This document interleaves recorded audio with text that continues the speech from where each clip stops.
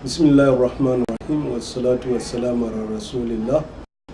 My distinguished brothers who have come for the workshop on Tarbiyah for our students and our youth in the Islamic University in Uganda.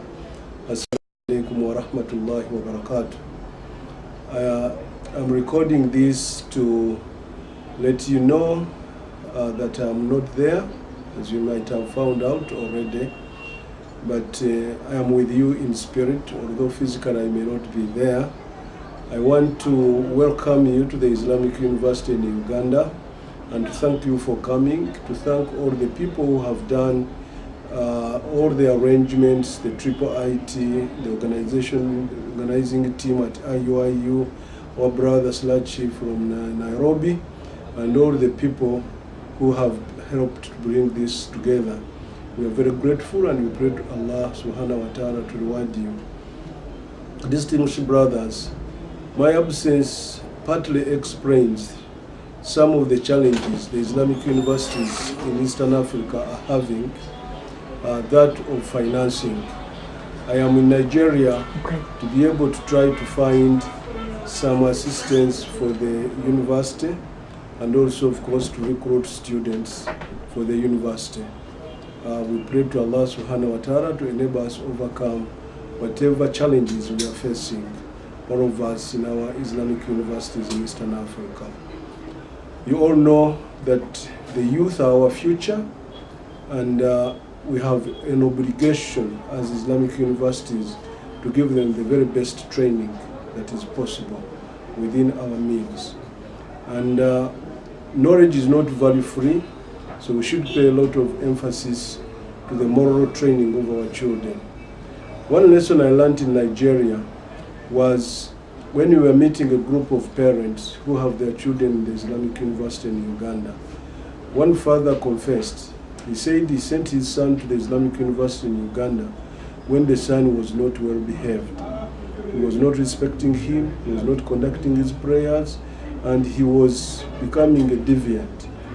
But the 1 year he spent in the Islamic University in Uganda, the father saw a positive change. The boy is praying, he's very obedient, very cooperative. He has even asked the father to buy him more books on Islam. Now, we tried to find out what happened, and we realized that through one of our lecturers, Mr. Ndaji, he has been conducting weekly Tarbiyah programs for these students from Nigeria, on Friday and Sundays, for about 1 hour on each day. And this is what has made the difference. So this shows that if we put in a little care, if we put in a little effort, if we concentrate on giving our students more Tarbiyah programs, addressing their Islamic values, their human values, their social needs, we shall be able to get better results. And that is a challenge for all of us.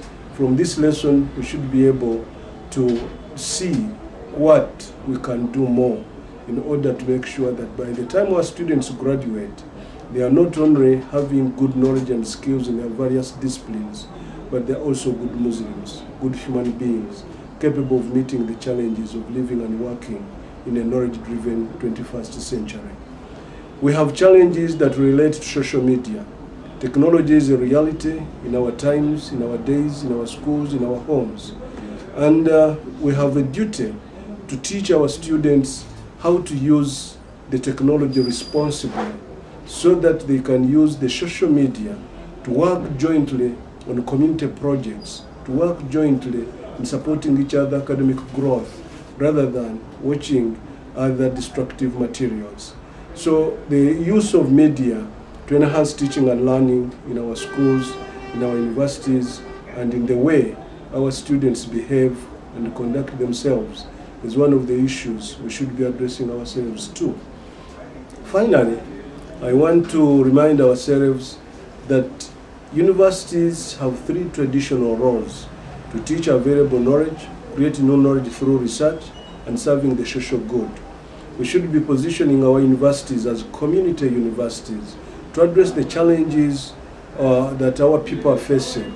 And in the Islamic University in Uganda, I hope the brothers who are there will share with you whatever little I've been able to do in terms of medical camps, in terms of dawah programs, in terms of training imams, in terms of other social activities that are aimed at uplifting the welfare of our people.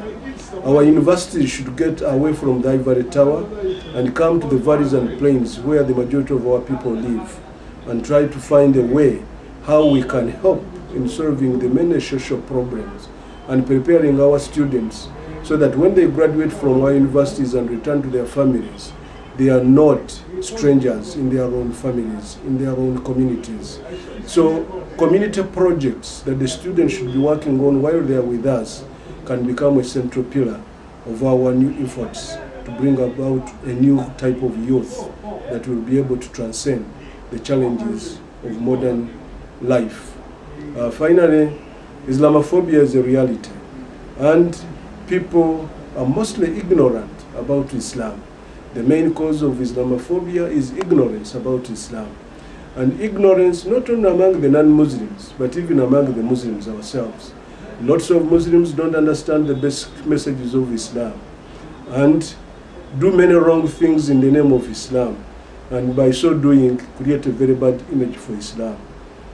So we have a duty to have programs that teach and convey the true message and essence of Islam to our students, to our communities, and to everybody.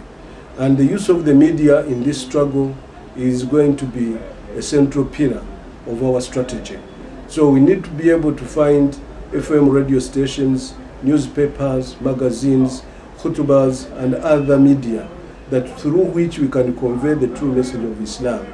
And as universities, we must be interested in what is happening in the lower levels of education. At the primary school level, this is where our kids go wrong. By the time they come to us through secondary school, we have a duty to look at what is happening to our children in the lower levels, right from kindergarten through primary school and secondary schools. And whatever contribution we can make as universities to make those primary schools, secondary schools, and kindergarten schools better, it will be in our interest. Because if we do a very good job at the lower levels, by the time the students come to our universities, they will be better Muslims, better human beings, and we shall have less trouble with our students. So finally, I want once again to apologize for not being with you and say that I'm with you in spirit, but inshallah ta'ala, my colleagues are there, the vice rectors, the other directors, and the deans, and the other people. They will take good care of you. We hope to see you again in Uganda or some other place. I wish you a very good workshop and Allah's blessings and a safe return to your respective countries when it is all done. Thank you very much. Assalamu alaikum wa rahmatullahi wa barakatuh. Lafiya lau.